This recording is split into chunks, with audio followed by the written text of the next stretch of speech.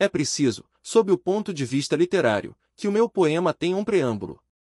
A acção passa-se no século XVI. Bem sabes que era costume, nesta época, fazer intervir nos poemas os poderes celestes. Não falo de Dante. Em França, os clercs de Labazoche e os monges davam representações em que punham em cena Nossa Senhora, os anjos, os santos, Cristo e Deus. Eram espetáculos ingênuos. Na Nossa Senhora de Paris, de Victor Hugo, o povo é convidado, no tempo de Luís XI, em Paris, e em honra do nascimento do Delfim, para uma representação edificante e gratuita, o bom juízo da Sagrada e Graciosa Virgem Maria. Neste mistério aparece a própria Virgem a pronunciar o seu bom juízo. No nosso país, em Moscovo, antes de Pedro, o Grande, davam-se, de tempos a tempos, representações deste gênero, inspiradas sobretudo no Velho Testamento. Além disso, circulava uma grande quantidade de narrativas e de poemas em que figuravam, segundo as necessidades, os santos, os anjos, o exército celeste. Nos mosteiros traduziam-se e copiavam-se estes poemas, e compunham-se mesmo outros novos, tudo sob a dominação dos tártaros.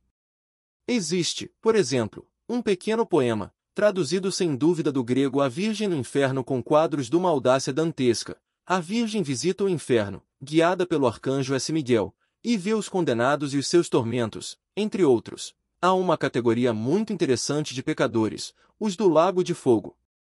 Mergulham no lago e nunca mais aparecem, são aqueles de que até Deus se esquece, expressão esta de uma profundeza e de uma energia notável. A Virgem, chorando, cai de joelhos diante do trono de Deus e pede o perdão de todos os pecadores que viu no inferno, sem distinção.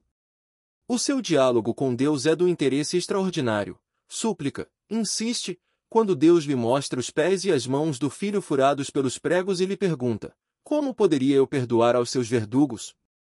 Ordena a todos os santos, a todos os mártires, a todos os anjos que se ponham de joelhos como ela e implorem a Deus que perdoe a todos os pecadores, sem distinção.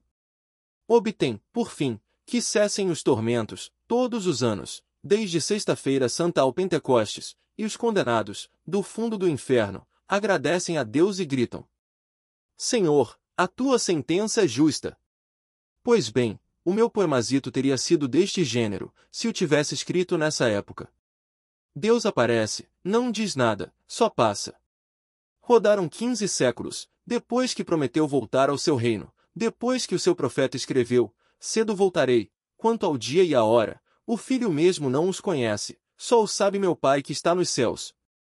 Segundo as próprias palavras que pronunciou na terra. E a humanidade espera-o com a mesma fé que outrora, fé mais ardente ainda, porque já 15 séculos passaram depois que o céu deixou de dar penhores aos homens.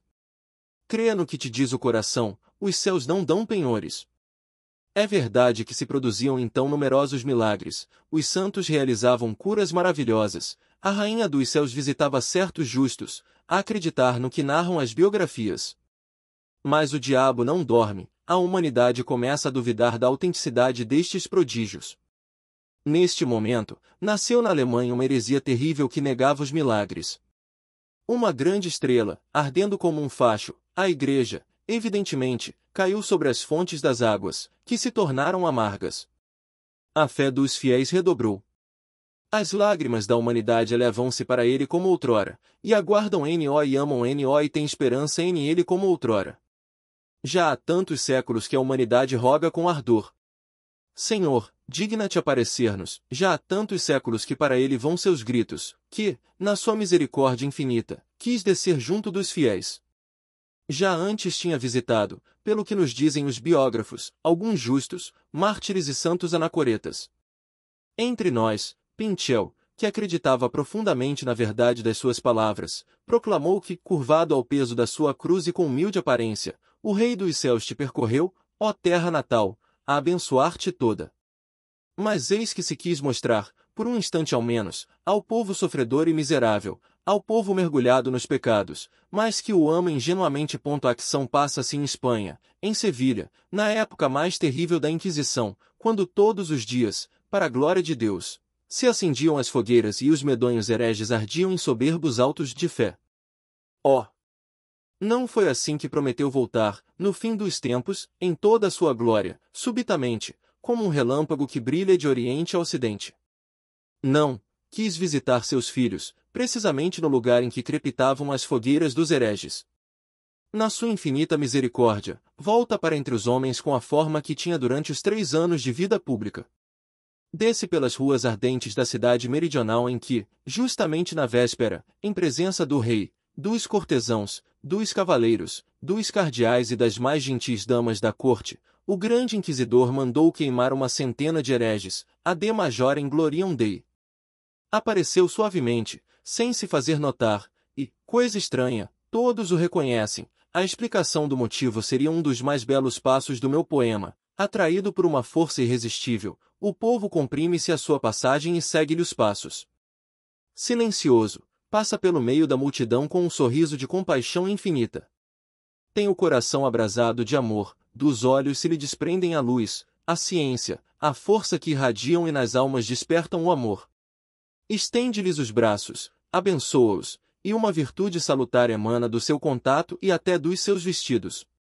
Um velho, cego de criança, grita dentre o povo: Senhor, cura-me e ver-te-ei, cai-lhe uma escama dos olhos e o cego vê. O povo derrama lágrimas de alegria e beija o chão que ele pisa. As crianças deitam-lhe flores no caminho, todos cantam, todos gritam: Hosana! É ele, deve ser ele, não pode ser senão ele. Para no adro da Catedral de Sevilha, no momento em que trazem um caixãozinho branco, com uma menina de 7 anos, filha única de um homem importante. A morta está coberta de flores. Vai ressuscitar a tua filha, gritam da multidão para a mãe cheia de lágrimas. O padre que viera ao encontro do caixão olha com ar perplexo e franze o sobrolho. De repente, ouve-se um grito e a mãe lança-se-lhe aos pés: Se és tu, ressuscita minha filha. E estende-lhe os braços. O préstito para, pousam o caixão nas lajes. Ele contempla-o com piedade e a sua boca profere suavemente, uma vez mais, Talita cum, e a rapariga levantou-se. Soergue-se a morta, senta-se e olha em torno, sorridente, com um ar de espanto, segura nas mãos o ramo de rosas brancas que lhe tinham posto no caixão. Na gente que assiste, há perturbação, gritos e choros. Neste instante, passa pela praça o cardeal grande inquisidor. É um velho alto, quase nonagenário, com uma face seca e olhos cavados, onde ainda brilha, porém, uma centelha. Não tem o vestuário pomposo com que no dia anterior se pavoneava diante do povo, enquanto se queimavam os inimigos da igreja romana, voltou ao grosseiro burel. Os taciturnos ajudantes e a guarda do Santo Ofício seguem-no a respeitosa distância ponto para diante da multidão e observa-a de longe. Viu tudo, o caixão pousado perante ele, a ressurreição da criança, e a face tornou-se-lhe sombria. Franze as espessas sobrancelhas e os olhos brilham-lhe com sinistro clarão. Aponta-o com o dedo e ordena aos guardas que o prendam. Tão grande é o seu poder e tão habituado está o povo a submeter-se, a obedecer-lhe, tremendo, que a multidão se afasta diante dos esbirros. Estes, no meio de um silêncio de morte, seguram N.O. e levam N.O. Como um só homem, o povo inclina-se até o chão diante do velho inquisidor que o abençoa sem dizer palavra e prossegue o seu caminho. Conduzem o preso ao velho e sombrio edifício da Inquisição, metem N.O. em estreita cela abobadada. Termina o dia e chega a noite, uma noite de Sevilha, quente e sufocante. O ar está todo perfumado de loureiros e limoeiros. De súbito, nas trevas, abre-se a porta de ferro do calabouço e o grande inquisidor aparece, com um archote na mão. Está só e a porta se fecha por trás dele. Para no limiar, considera longamente a face sagrada. Por fim, aproxima-se, pousa o archote na mesa e diz-lhe: És tu, és tu? E, como não recebe resposta, acrescenta rapidamente: Não digas nada, cala-te. De resto, que poderias tu dizer? Já o sei demais. Não tens o direito de juntar uma palavra ao que disseste outrora. Por que vieste incomodar-nos? Bem sabes que nos incomodas. Mas, sabes o que acontecerá amanhã? Ignoro quem és e nem quero sabê-lo. És tu ou somente a sua aparência? Mas amanhã hei de condenar-te e serás queimado como o pior dos heréticos e o mesmo povo que hoje te beijava os pés se precipitará amanhã, a um sinal meu, para deitar lenha na fogueira. Sabes tudo isso? Talvez, diz ainda o velho, pensativo, com os olhos sempre fixos no preso. Não compreendo bem o que isso quer dizer, Ivan, objectou Alyosha, que tinha escutado em silêncio. É uma fantasia, um erro do velho, um estranho mal-entendido? Admite essa última hipótese, respondeu Lan, rindo, se o realismo moderno te tornou a esse ponto refractário ao sobrenatural. Seja como tu quiseres. É verdade, o meu inquisidor tem 90 anos e pode ser que a sua ideia lhe tenha perturbado o espírito já há muito. Pode ser, enfim, um simples delírio, o sonho de um velho antes do fim, com a imaginação excitada pelo corrente alto de fé. Mas, mal entendido ou fantasia, que nos importa? O que é preciso notar somente é que o inquisidor revela finalmente o seu pensamento, descobre o que calou durante toda a sua carreira. E o preso não diz nada? Contenta-se em olhar? De certo. Não tem outra coisa a fazer senão calar-se. O próprio velho lhe faz observar que não tem o direito de juntar nem mais uma palavra ao que disse antigamente. Na minha humilde opinião, esta talvez a característica fundamental do catolicismo romano. Tudo foi transmitido por ti ao Papa, tudo depende agora do Papa, não venhas incomodar-nos, antes do tempo, pelo menos. Tal é a doutrina deles, em qualquer caso, é a dos jesuítas, encontrei-a nos seus teólogos. Tens tu o direito de nos revelar um só dos segredos do mundo donde vens? Pergunta o velho que logo responde em lugar do outro, não, não tens o direito de o fazer, porque esta revelação se juntaria à de outrora. E isso seria retirar aos homens a liberdade que tanto defendias na terra. Todas as tuas novas revelações infringiriam a liberdade da fé, porque pareceriam miraculosas. Ora, tu punhas acima de tudo, há 15 séculos, esta liberdade da fé. Não disseste tu muitas vezes, quero tornar-vos livres? Pois bem, lá os viste, aos homens. Livres, acrescenta o velho, com um ar sarcástico. Sim, custou-nos caro, prossegue, olhando, com severidade, mas, enfim, sempre completamos em teu nome esta obra. Foram necessários 15 séculos de rude trabalho para instaurar a liberdade, mas está pronto, e bem pronto. Não crês? Olhas-me com brandura, sem mesmo dares a honra de te indignares? Mas é bom saberes que nunca os homens se julgaram tão livres como hoje, e, contudo, depuseram a nossos pés, humildemente, a sua liberdade. É esta nossa obra, na verdade, é a liberdade que tu sonhavas? Não compreendo outra vez, interrompeu Alyosha, é uma ironia dele, é uma troça? De modo nenhum. Gaba-se de terem, ele e os seus, suprimido a liberdade, com o objetivo de tornar os homens felizes. Porque é agora, pela primeira vez, fala da Inquisição, bem entendido, que se pode pensar na felicidade dos homens. São, por natureza, uns revoltados, podem os revoltados ser felizes? Tu estavas prevenido, não te faltaram conselhos, mas não te importaste, puseste de parte o único meio de obter a felicidade para os homens, e foi uma sorte que, ao partires, nos tivesses transmitido a obra, nos tivesses prometido, nos tivesses solenemente concedido o direito de ligar e desligar, não poderias agora pensar em nos retirares esse direito. Por que vieste incomodar-nos? Que significa isso? Não te faltaram avisos e conselhos. Mas é o ponto capital do discurso do velho. O espírito terrível e profundo, o espírito da destruição e do nada, continua ele, falou-te no deserto e contam as escrituras que te tentou. É verdade?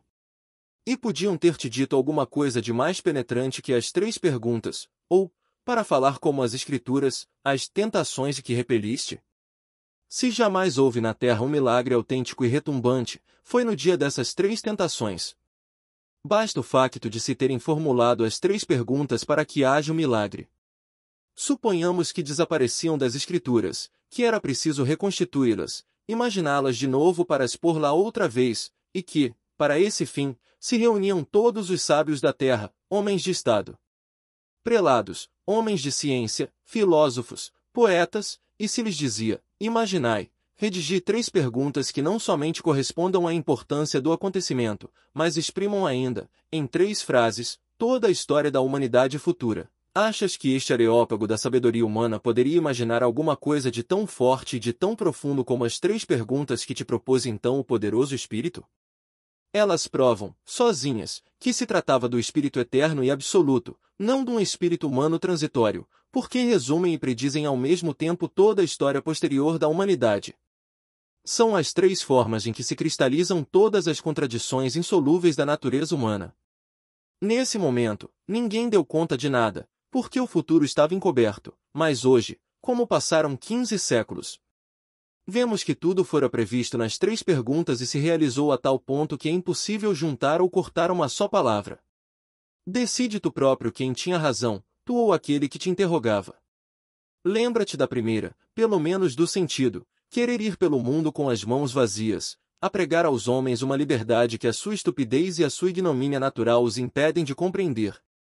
Uma liberdade que lhes faz medo, porque nada há nem nunca houve tão intolerável para o homem e para a sociedade. Vês estas pedras neste árido deserto? Transforma-as em pães e a humanidade seguirá os teus passos, como um rebanho dócil e reconhecido, mas sempre com medo que a tua mão se retire e que o pão se lhe acabe.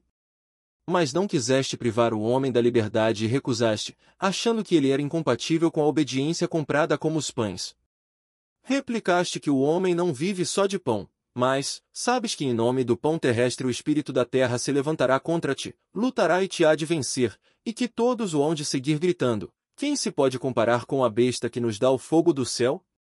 Hão de passar os séculos e a humanidade proclamará, pela boca dos seus homens de ciência e dos seus sábios, que não há crimes e que, por conseguinte, não há pecados, só há famintos. Alimenta-os e só depois podes exigir que sejam virtuosos. Eis o que se há de escrever no estandarte da revolta que abaterá o teu templo. Elevarão em vez dele um novo edifício, uma segunda torre de Babel que, sem dúvida, como a primeira, ficará por terminar, mas poderias ter poupado aos homens esta nova tentativa e 1000 anos de sofrimento. Hão de vir procurar-nos, depois de se terem esforçado, durante 1000 anos, por construir a sua torre. Hão de procurar-nos debaixo do chão como outrora, nas catacumbas em que estaremos escondidos, porque nos perseguirão de novo, e hão de clamar: dai-nos de comer, porque aqueles que nos tinham prometido fogo do céu nada nos deram. Então havemos de acabar a torre, porque para tal só é preciso comida, e nós os alimentaremos, em teu nome, claro, e lhe faremos crer. Sem nós, estarão sempre com fome. Nenhuma ciência lhes dará o pão enquanto estiverem livres, e hão de dépula a nossos pés, a essa liberdade, e dirão: fazei de nós escravos, mas alimentai-nos. Compreenderão, enfim, que a liberdade é inconciliável com o pão da terra à discrição, porque nunca hão de saber reparti-lo entre si, também se hão de convencer da sua impotência para se tornarem livres, porque são fracos e depravados, revoltados e nulos. Prometias-lhes o pão do céu, e, vamos lá uma vez mais, acaso se pode ele comparar com o da terra aos olhos da fraca raça humana, eternamente ingrata e depravada?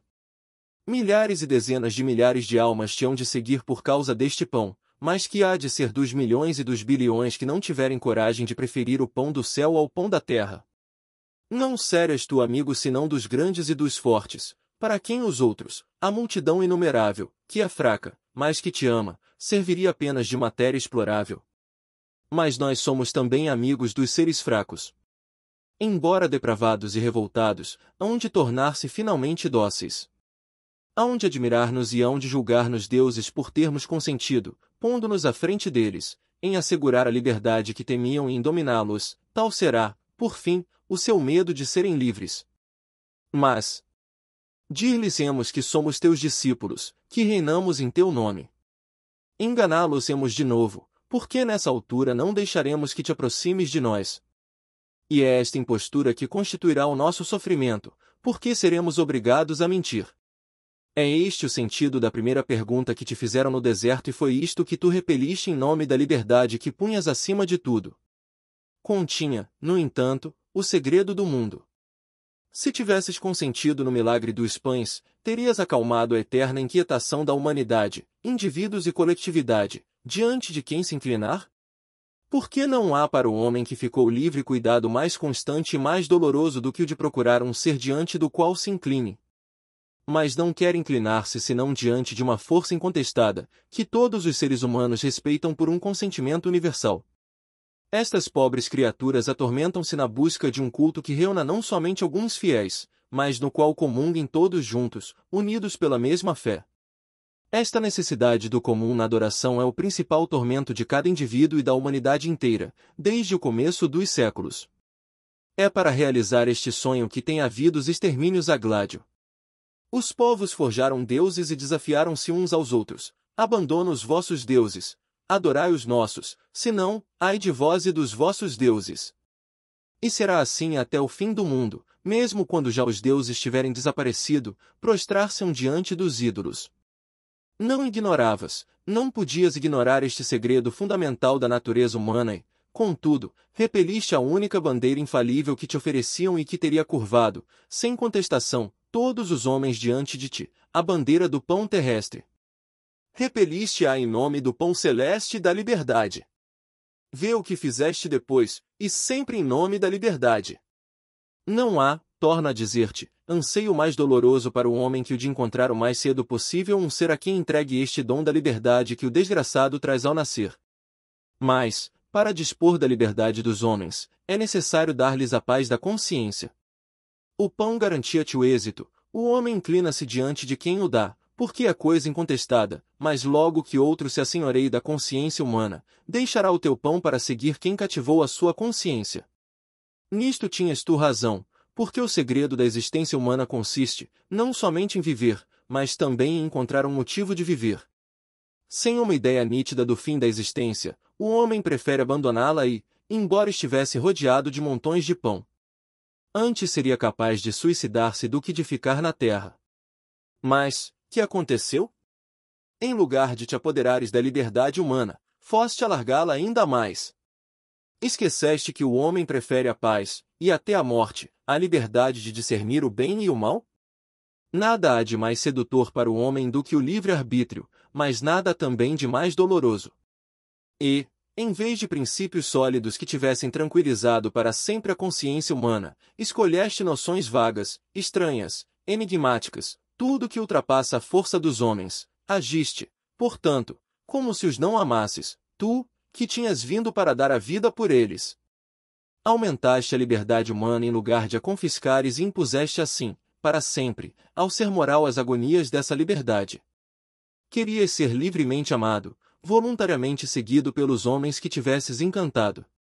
Em vez da dura lei antiga, o homem devia, daí por diante, discernir, de coração livre, o bem e o mal, não tendo para o guiar senão a tua imagem, mas não prévias que por fim repeliria e contestaria mesmo a tua imagem e a tua verdade. Porque estava esmagado pelo fardo terrível da liberdade de escolher. Hão de gritar-te a verdade não estava em ti, de outro modo, não os terias deixado em tão angustiosa incerteza, com tantos cuidados e tantos problemas insolúveis. Preparaste assim a ruína do teu reino, não deves, portanto, acusar ninguém dessa ruína. Era isto, contudo, o que te propunham? Há três forças, as únicas que podem subjugar para sempre a consciência destes fracos revoltados, são o milagre, o mistério, a autoridade. A todas três afastaste, dando assim um exemplo. O espírito terrível e fecundo transportara-te ao pináculo do templo e dissera-te: queres tu saber se és filho de Deus? Atira-te abaixo, porque está escrito que os anjos o hão de sustentar e segurar e não se ferirá, ficarás então a saber se és o filho de Deus e provarás assim a tua fé em teu Pai. Mas repeliste a proposta e não te precipitaste. Mostraste nessa altura uma altivez sublime, divina, mas os homens, raça fraca e revoltada, não são deuses. Sabias que, se desses um passo, se fizesses um gesto para te precipitares, terias tentado o Senhor e perdido a fé que nele tinhas. Com grande alegria do tentador, ter-te-ias despedaçado na terra que vinha salvar. Mas haverá muitos como tu? Podes admitir por um instante que os homens teriam a força de resistir a semelhante tentação? É próprio da natureza humana repelir o milagre e, nos momentos graves da vida, perante as questões capitais e dolorosas, entregar-se à livre decisão do espírito. Oh, tu sabias que a tua firmeza seria relatada nas Escrituras, atravessaria as idades, atingiria as regiões mais longínquas, e esperavas que, seguindo teu exemplo, o homem se contentasse com Deus, sem recorrer ao milagre. Mas ignoravas que o homem repele Deus ao mesmo tempo que o milagre, porque é sobretudo o milagre o que ele busca. E, como não era capaz de passar sem ele, forja novos milagres, os seus próprios milagres, e inclina-se diante dos prodígios de um mago, dos sortilégios de uma feiticeira, mesmo que seja um revoltado, um herético, um ímpio confesso. Não desceste da cruz quando zombavam de ti e te gritavam por troça, desce da cruz e acreditaremos em ti.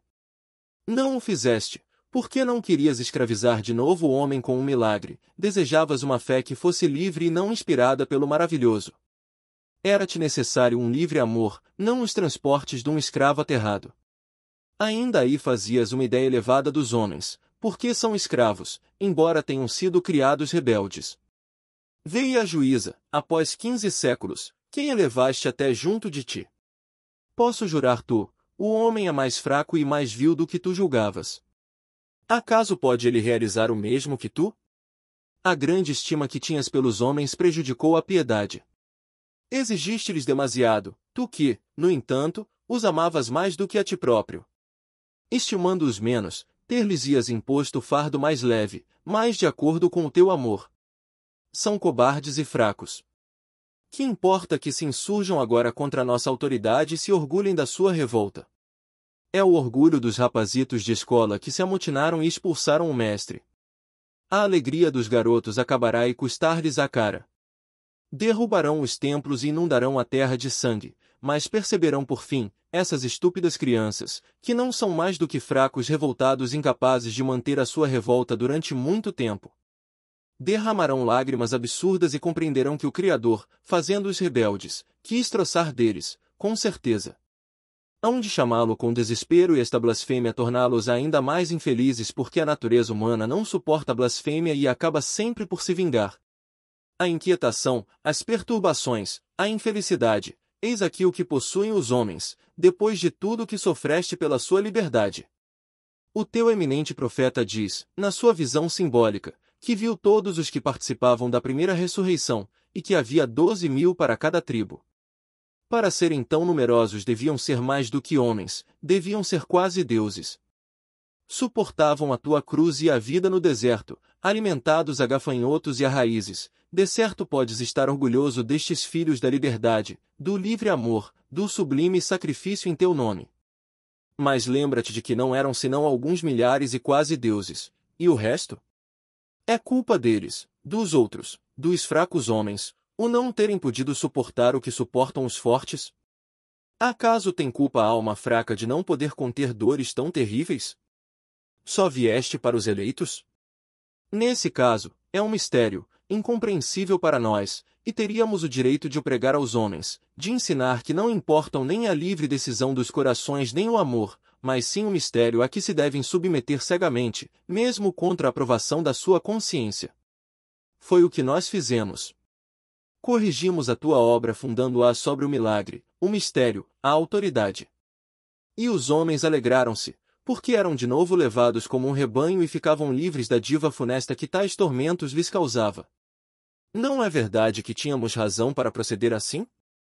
Não era amar a humanidade, compreender a sua fraqueza, aliviando-lhe o fardo com amor, tolerar mesmo o pecado à sua fraca natureza, contanto que fosse com permissão nossa. Para que vieste, portanto, entravar a nossa obra? Para que te conservas em silêncio e me fixas com o teu olhar terno e penetrante? É preferível que te zangues, porque não quero o teu amor, eu mesmo não te amo. Por que o hei de dissimular? Sei a quem falo, conheço o que tenho a dizer-te, vejo-o nos teus olhos. Terei eu de te esconder o nosso segredo? Mas talvez o queiras ouvir da minha boca, aqui o tens. Não estamos contigo, mas com ele, e já há muito tempo. Há exatamente 8 séculos que recebemos dele esta última dádiva que tu afastaste com indignação quando ele te mostrava todos os reinos da terra. Aceitamos Roma e o gládio de César e declaramo-nos os únicos reis da terra, se bem que não tenhamos tido tempo até agora de ultimar a nossa obra. Mas, de quem é a culpa? O trabalho ainda está no princípio, está longe do termo e a terra terá ainda muito que sofrer.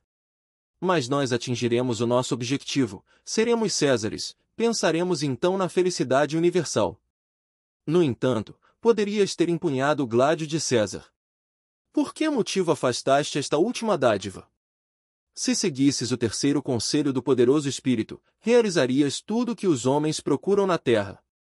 Um senhor diante de quem se inclinem, um guarda da consciência e o meio de finalmente se unirem em concórdia num formigueiro comum, porque a necessidade da união universal é o terceiro e último tormento da raça humana. A humanidade, no seu conjunto, mostrou sempre tendência para se organizar sobre uma base universal. Tem havido grandes povos de história gloriosa, mas, à medida que se tem elevado, tem sofrido mais. Porque sentem mais fortemente do que os outros a necessidade da união universal. Os grandes conquistadores, os Tamerlão e o Gengis Khan, que percorreram a terra como furacões, encarnavam também, sem disso terem consciência, esta aspiração dos povos para a unidade. Aceitando a púrpura de César, terias fundado o Império Universal e dado a paz ao mundo. Com efeito, quem pode dominar os homens senão aqueles que lhes dominam a consciência e dispõem do pão?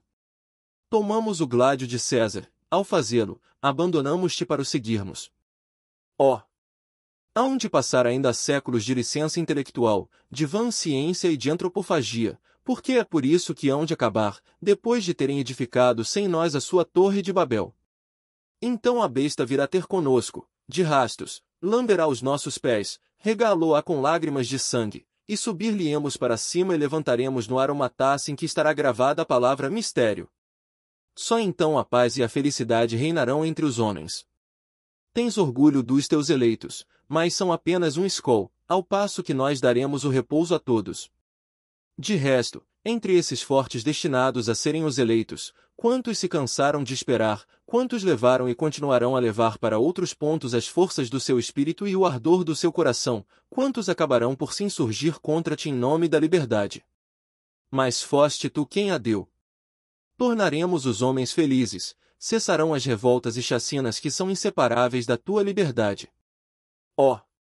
Havemos de persuadi-los de que não serão verdadeiramente livres senão abdicando da sua liberdade em nosso favor.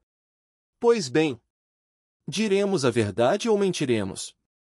Eles próprios se convencerão de que falamos a verdade, porque se hão de lembrar da escravatura e da perturbação em que os tinha lançado a tua liberdade. A independência, o pensamento livre, a ciência, hão de perdê-los num tal labirinto, hão de pô-los em presença de tais prodígios, de tais enigmas, que uns, rebeldes, furiosos, se destruirão a si próprios, outros, rebeldes, mais fracos, multidão de cobardes e de miseráveis. Se hão de arrastar aos nossos pés em clamores, sim, tinhais razão, só vós possuís o seu segredo e a vós regressamos, salvai-nos de nós mesmos. Sem dúvida, ao receberem de nós os pães, verão bem que são os seus os que tomamos, os seus, ganhos pelo seu próprio trabalho. Para os distribuirmos, sem nenhum milagre, verão bem que não mudamos as pedras em pão, mas o recebê-lo das nossas mãos dar-lhes a mais prazer do que o próprio pão.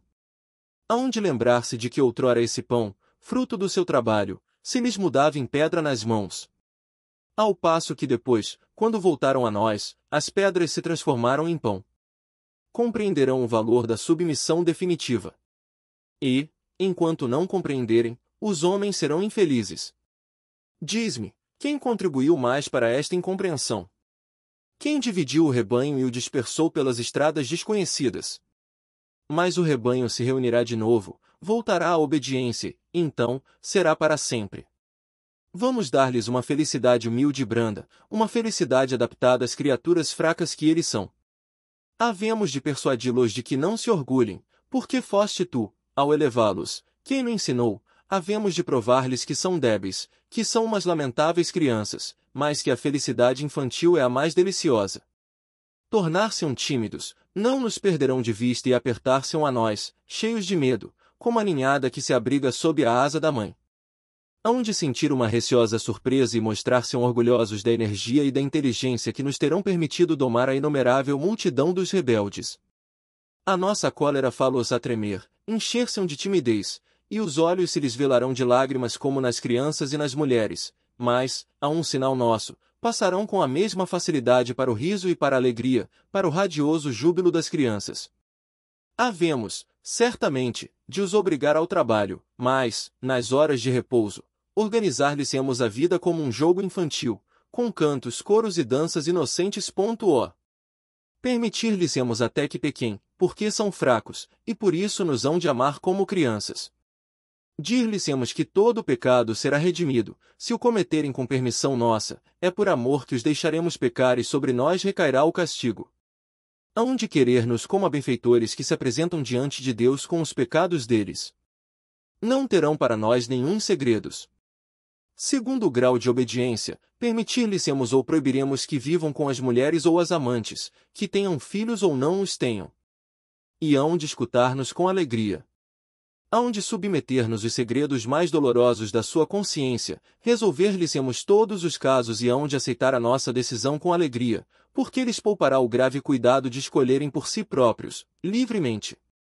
E todos serão felizes, milhões de criaturas, excepto uns 100.000, os dirigentes, excepto nós, os depositários do segredo. Os felizes hão de contar-se por bilhões e haverá 100.000 mártires sob a carga do conhecimento maldito do bem e do mal. Morrerão pacificamente, suavemente se extinguirão em teu nome, e no além nada encontrarão senão a morte. Mas guardaremos o segredo, embalá-lo-emos, para sua felicidade, com uma recompensa eterna no céu. Porque, se houvesse outra vida, não seria decerto para seres como eles. Profetiza-se que tu voltarás para vencer de novo, rodeado dos eleitos, poderosos e altivos, e nós diremos que só se salvaram a si próprios, ao passo que nós salvamos o mundo. Pretende-se que a pecadora, montada na besta e tendo na mão a taça do martírio, será desonrada, que os fracos se revoltarão de novo, lhe rasgarão a púrpura e desnudarão seu corpo impuro. Então eu me levantarei e mostrarei os bilhões de felizes que não conheceram o pecado. E nós, os que tivermos tomado sobre nós as faltas deles, para a sua felicidade, erguer-nos-emos diante de ti, dizendo, não te receio, também estive no deserto, também vivi de gafanhotos e de raízes, também abençoei a liberdade com que favoreceste os homens. Também me preparava para figurar entre os teus eleitos, os poderosos e os fortes, com um ardente desejo de completar o número. Mas dominei-me e não quis servir uma causa insensata. Voltei, para me juntar aos que corrigiram a tua obra. Abandonei os altivos, regressei aos humildes, para os tornar felizes. Sucederá o que te disse e edificar-se-á o nosso império. Repito-te, amanhã, há um sinal que eu fizer, verás o dócil rebanho trazer brasas para a fogueira que has de subir por teres vindo entravar a nossa obra. Se alguém mereceu mais que todos a fogueira, esse alguém és tu. Amanhã, queimar-te-ei. Ivan parou. Tinha-se exaltado com o discurso, quando acabou, apareceu-lhe um sorriso nos lábios. Alyosha tinha escutado em silêncio, com extrema emoção. Por várias vezes tinha querido interromper o irmão, mas tinha-se contido. Mas, é absurdo! Exclamou, corando. O teu poema é um elogio a Jesus, não é uma censura, como querias. Quem vai acreditar o que disseste da liberdade? Será assim que temos de entender? É essa a concepção da Igreja Ortodoxa? É Roma, e nem toda ainda, são os piores elementos do catolicismo, os inquisidores, os jesuítas. Não existem personagens fantásticas como o teu inquisidor. Quais são esses pecados dos outros que ele toma sobre si? Quais são esses detentores do mistério que se carregam de maldições para bem da humanidade? Quando é que se viu coisa semelhante? Conhecemos os jesuítas. Disse muito mal deles, mas são semelhantes aos teus? De modo algum. É simplesmente o exército romano. O instrumento da futura dominação universal, tendo à frente um imperador. O pontífice romano. Eis o ideal que eles têm, não há aí nenhum mistério, nenhuma tristeza sublime, a sede de reinar, a vulgar cobiça dos vis bens terrestres, uma espécie de futura servidão em que deles seriam todos os bens de raiz, eis tudo. Talvez mesmo não acreditem em Deus. O teu inquisidor não é mais do que uma ficção. Espera, espera, disse-lhe rindo Lã. Como tu te exaltas? Uma ficção? Seja, evidentemente. No entanto, Crês tu que todo o movimento católico dos últimos séculos seja inspirado somente pela sede do poder, que não tem em vista senão os bens terrestres?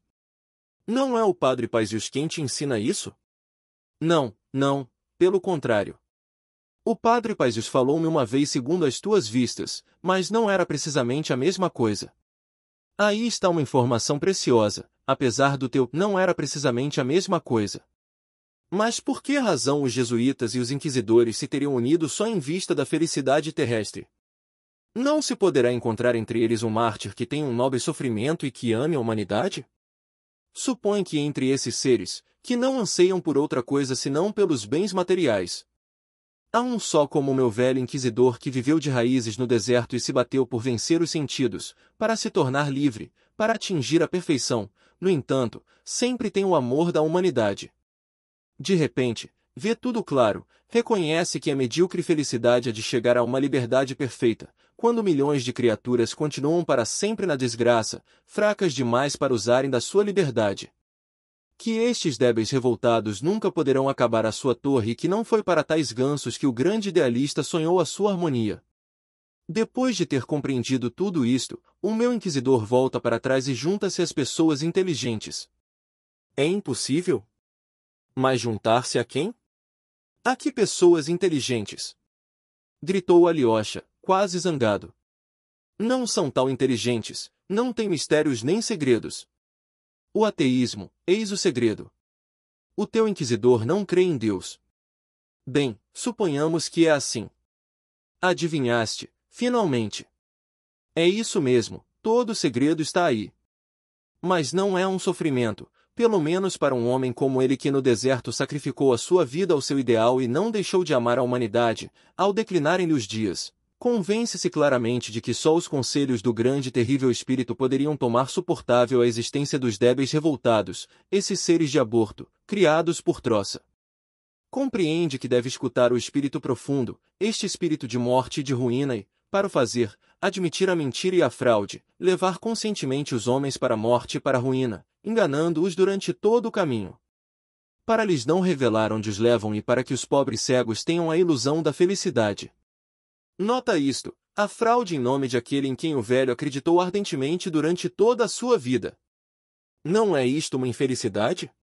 E se houver alguém, se houver um só homem semelhante à frente deste exército ávido do poder apenas para os vis bens, não bastará isto para que se dê uma tragédia? Mais ainda, basta um único chefe semelhante para encarnar a verdadeira ideia diretriz do catolicismo romano. Com os seus exércitos e os seus jesuítas, a ideia é superior.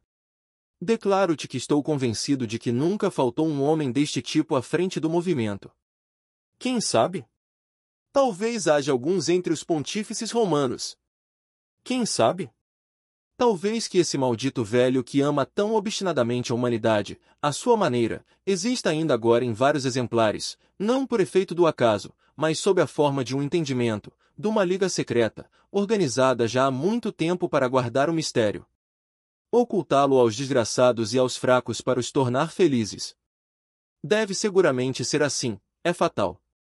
Imagino mesmo que a maçonaria tem um mistério análogo na base da sua doutrina e que deve ser por isso que os católicos odeiam tanto os maçons, veem neles concorrentes. Veem neles uma dispersão da ideia única, quando deve existir apenas um rebanho com um único pastor. Mas basta, não quero ter, com esta defesa do meu pensamento, o ar de um autor que não suporta a tua crítica. Talvez tu sejas também maçom, disse de súbito Alyosha.